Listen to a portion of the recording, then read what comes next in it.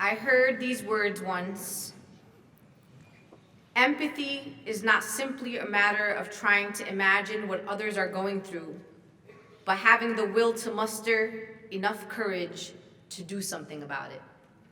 And these words have inspired me ever since. They are the words of a brilliant scholar, a freedom fighter, a truth teller, everybody in the movement's big, big brother, the wonderful, fabulous, I can't even think of all the great words I want to say about this man, Dr. Cornel West.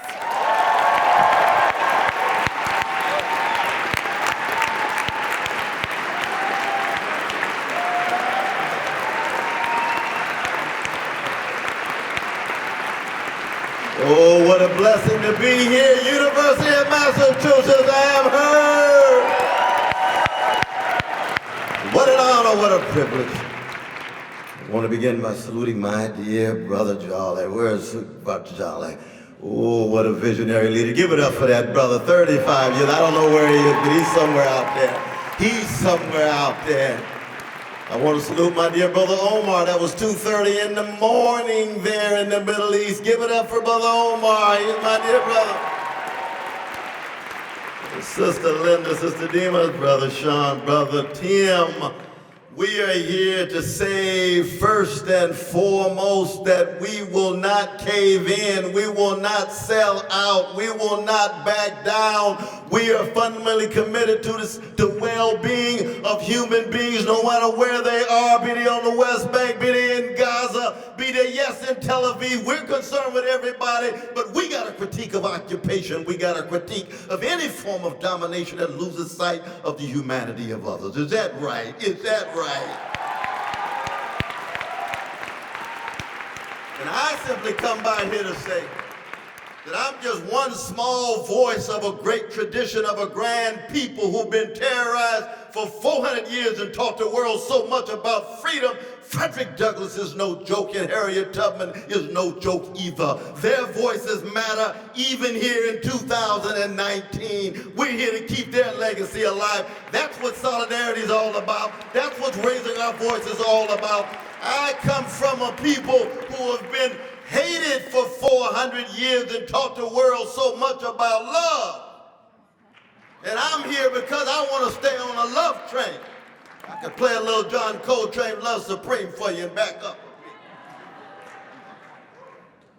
A little Marvin Gaye's What's Going On, or some Witness from Martin Luther King Jr., or some novels called Beloved by Toni Morrison, or the love-soaked essays of a genius from Harlem who taught at this grand institution, James Baldwin, the son of Harlem. It goes on and on and on and on. And I simply want to say, I've got four fundamental questions raised by the greatest public intellectual in the history of the American empire. His name is W.B. Du Bois. His papers deposited right here by my dear brother Herbert Abdeker. And Du Bois had four questions for any generation concerned about the quest for truth, the quest for goodness, the quest for beauty, and the struggle for freedom. How shall integrity face oppression? How do we talk about integrity in such a way that we're honest and we are willing to be self-critical? The Socratic legacy of Athens, the prophetic legacy of Jerusalem, that noble discontent, that critical discontent that sits at the very center of any conception of education. And by education, I mean what the Greeks call paideia, P-A-I-D-E-I-A. That's different than cheap schooling. That's my message to you, Chancellor, today. That any chancellor ought to be committed to Socratic energy. Any chancellor ought to be committed to robust and uninhibited conversation. Any chancellor ought to recognize that the quest for truth, capital T, is one in which none of us possess that full truth, capital T. But I come from a people whose anthem is what? Lift every voice. Lift every voice. It doesn't say lift every echo.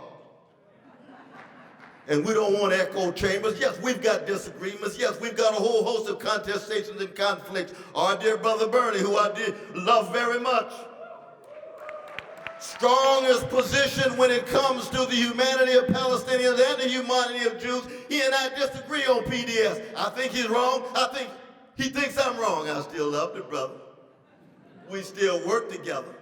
But I'm in solidarity with the Palestinians to the degree to which when I hear their voices say, Brother West, this is our last nonviolent chance. This is our last nonviolent strategy and tactic, given the misery that we're living in, given the unbelievable oppression we're coming to terms with. Please don't allow our humanity to be rendered invisible. And I can hear Socrates saying the unexamined life is not worth living, and Malcolm X saying the examined life is painful. I can hear Amos saying, let justice roll down like waters and righteousness like a mighty stream. I can hear Esther saying, here I stand. I can hear Jesus and Muhammad saying together, keep track of the least of these. I don't care if they're Palestinians. I don't care if they're in Kashmir. I don't care if they're in Tibet. I don't care if they're in sub-Saharan Africa. I don't care if they're Dalits in India. I don't care if they're white poor in Appalachia. I don't care if they're black folk in Harlem or Chicago. What kind of human beings do you really want to be? That's the question that we're wrestling with right here. What kind of human beings do you really choose to be in the short time in your trek from your mama's womb to tomb? That's the question for the students. Because every generation has to come to terms with the question that Dostoevsky raised, and it was his birthday yesterday at 198 years old.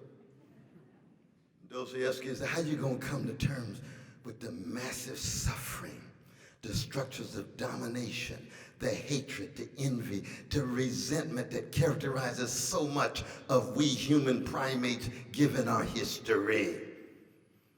And lo and behold, here come the forces of conformity, complacency, cowardliness.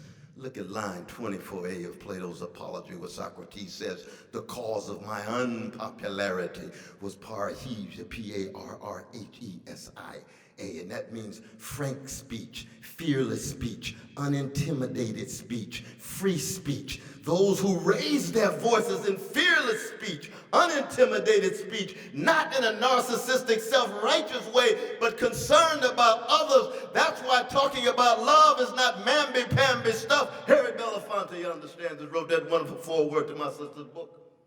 It's a steadfast commitment to others, especially those who are like orphans, those who are like fatherless, motherless, persecuted, oppressed, hated, and despised. And one of the difficulties of this particular situation is you got our precious Jewish brothers and sisters, hated, despised, devalued, oppressed, attacked for 2,000 years with underdog mentality, and now find themselves in a top dog status and losing sight of their own underdogs, the precious Palestinians who are just as precious as the Jewish brothers and sisters. I'm here to remind us that a Palestinian baby has exactly the same value and significance as a precious Jewish baby. And a Jewish baby has precisely the same significance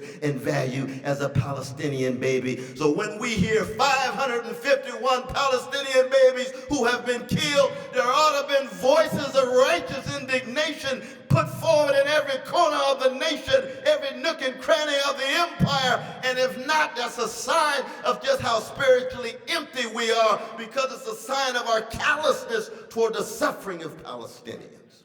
It's a sign of our indifference toward the suffering of our Palestinians.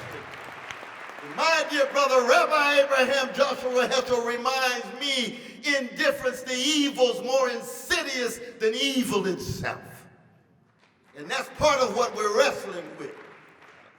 But the chancellor talked about we don't stay in contact with the humanity of the Israeli side. Have you looked at the history of the voices of the PDS movement? Did you hear our brother talk honestly about there's nothing Jewish about mistreating and dominating and occupying and subjugating Palestinians? That's a human choice of Jewish brothers and sisters of a certain political and ideological orientation. We got Noam Chomsky.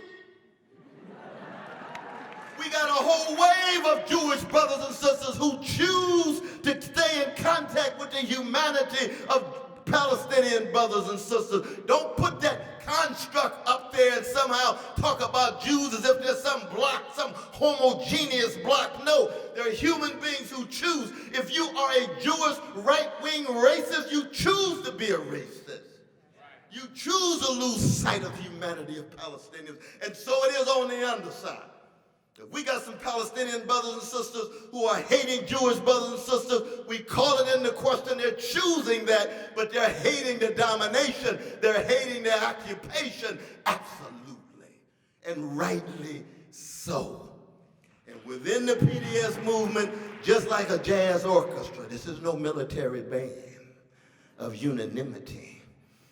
This is a heterogeneous movement, a variety of different voices. I love my dear brother Omar to death. I don't agree with everything, even though most of it I do. That's not the point. I don't agree with everything with Bernie. I don't agree with everything with my mama. And I love her and take a bullet in the heart. But I'm tilting in a certain direction. And there's no doubt that the various establishment, right-wing, conservative, neoliberal, and too many of our progressive comrades don't want to raise their voices when it comes to Palestinian suffering. Why is that? We are calling you out too. You don't have to be so scared. You don't have to be so intimidated. Straighten your back up and take a stand in the name of integrity, honesty, decency, courage, the four questions Du Bois was talking about. So that when they, in fact, come to your funeral and your body's in the coffin, they're not going to talk about your curriculum vitae. They're not going to talk about how much money you made. They're not going to talk about how many trophy spouses you were with. They're not going to talk about the mansions that you inhabited. They're going to talk about what kind of human being were you. Did you exemplify integrity, honesty, decency, and courage? Did you take a stand on behalf of those peoples whose precious babies and men and women are being assaulted, attacked, whose homes are being bulldozed, whose land is being taken? And let us be clear, and I'll sit down. Let us be very clear. If there were a Palestinian occupation of precious Jewish brothers and sisters, there would be a mass movement of PDS, and rightly so. I would be a part of it because I believe in the primacy of the moral and the spiritual. I'm in solidarity with human beings. I don't care what color, religion, sexual orientation, or gender. And given the fact that there is, in fact, such silence given a vicious Israeli occupation of Palestinians, we not only see the double standard, we not only see the moral hypocrisy, but we also see the spiritual emptiness of a late capitalist civilization obsessed with greed and money and status and spectacle and image, making it rather than keeping faith with something bigger than you. That's what we're wrestling with. And that's why we get into creeping fascism, not just in the American empire, but in various parts of the world, in Europe, in Asia, in Africa, in Latin America, that the moral catastrophe, the spiritual catastrophe, the political dysfunctionality, the rule of big military, big money, the scapegoating of the most vulnerable, that is the makings of a fascist globe in various ways, and this is part of the struggle to say no. This is part of the struggle to say we will go down swinging in this context with our precious Palestinian brothers and sisters, but in a variety of other contexts, we're going to hold up a bloodstained banner of integrity, honesty, decency, and courage. And yes, we're going to fight the establishment that will tell the lies about what has been going on since 1948 and what has been going on since 1964. Why are you so afraid of the truth? Why you don't want to come to terms with what it is to be a settler colonial regime? Why is it that you don't want to come to terms with your relation with an empire? We must be concerned about our precious Jewish brothers and sisters who feel as if their backs are against the wall, who jumped out of the burning buildings of Jew-hating Europe and landed on land where somebody else was there alongside other Jews, and they had a choice. They could go with Albert Einstein. They could go with Judah Magnus and say, we will coexist. Or they could go with Jabotinsky and say, we will dominate and we will create any means in which these Palestinians are subordinated and degraded. Right now, the legacy of Jabotinsky reigns in Israel, and we have to be honest and candid about that, and we have to raise our voices. It's a beautiful movement to see so many young Jewish brothers and sisters breaking from their parents and their grandparents and say, you've been lying to me. I'm concerned about the truth. You've been telling me all this talk about the prophetic tradition, and yet when it comes to Palestinians, you want me to remain silent. Lo and behold, I've got a new vision. I've got new energy. I've got a new way of being in the world that leads toward a solidarity with all the human beings who are concerned with those Frantz Fanon called the wretched of the earth. Do we have what it takes? I don't know, but I can tell you I'm going down swinging like Ella Fitzgerald and Muhammad Ali.